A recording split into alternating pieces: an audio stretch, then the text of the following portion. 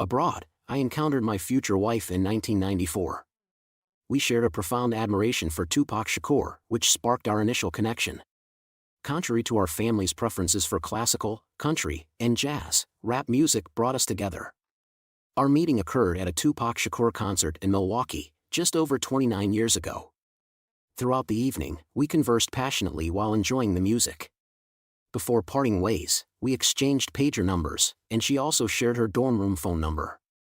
It's interesting to reflect on where we first met, as it offers insights into her character at the time.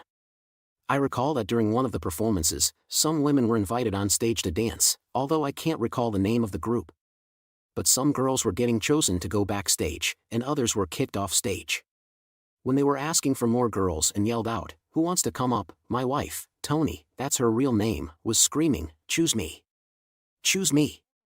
She and I knew very well what the girls were going to do backstage.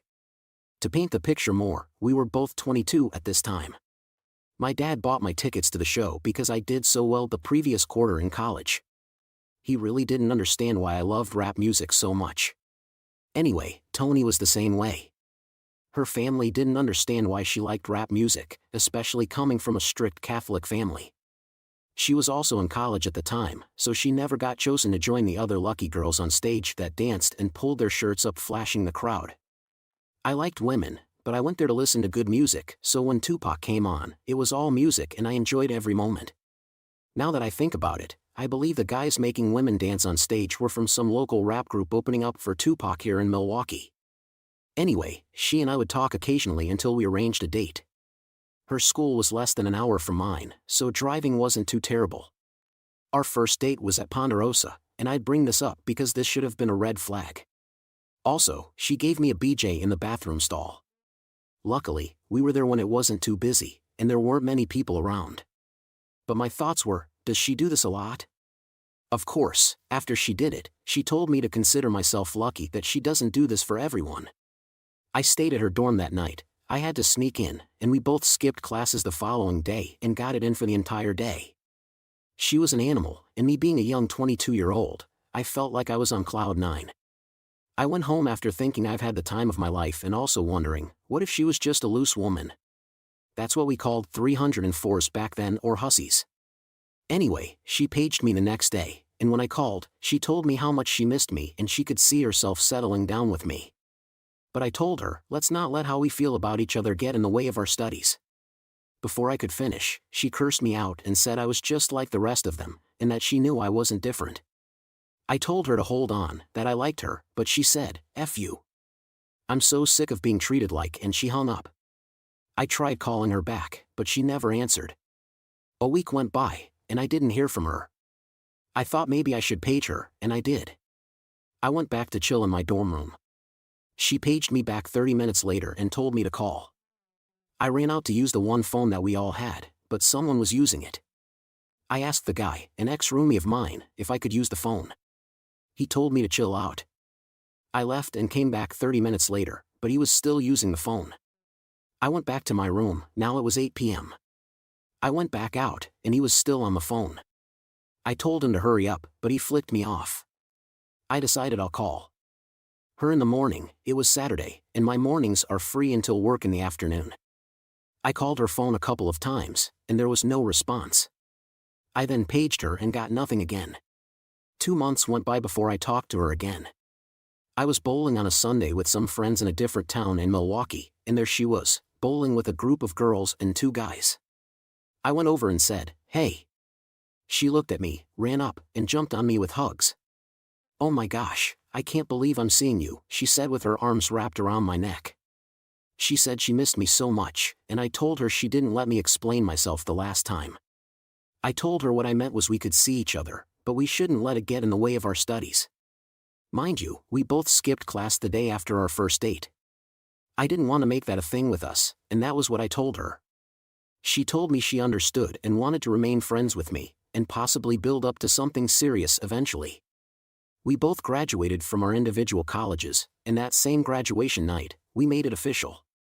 It was June of 1995, and we became one officially. She moved to the city I was in and landed a teaching job at an elementary school. I was working as a mechanical drafter at the time. She did move in with me, and things were great. In 1997 was when I proposed, and we got married very quickly. It was a small wedding at her church, about an hour away from her family and my family. The week before our wedding, she was to go on a girls' trip with some of her new friends she met in our apartment building. I never had any kind of bachelor party or anything, didn't want one. But she wasn't supposed to be getting loose on this trip anyway. I never knew anything about the fun she had until 2002. I honestly only was asking her to marry me because she kept asking for it and said it was against everything she believed in to keep getting intimate without being married. Plus, we had just found out she was 3 weeks pregnant, which is why we rushed to the wedding. She didn't want anyone to know and was going to lie and say she got pregnant in the marriage. But I later exposed all of that to her family after my discovery. I didn't want her to go on this trip, but she kept saying she just wanted to have a great time before she's tied down in the house raising our babies. And her exact words were, "I'm not going to sleep with anyone or drink at all. I just want to party and dance with my girls, that's it." I said it was okay. Cool.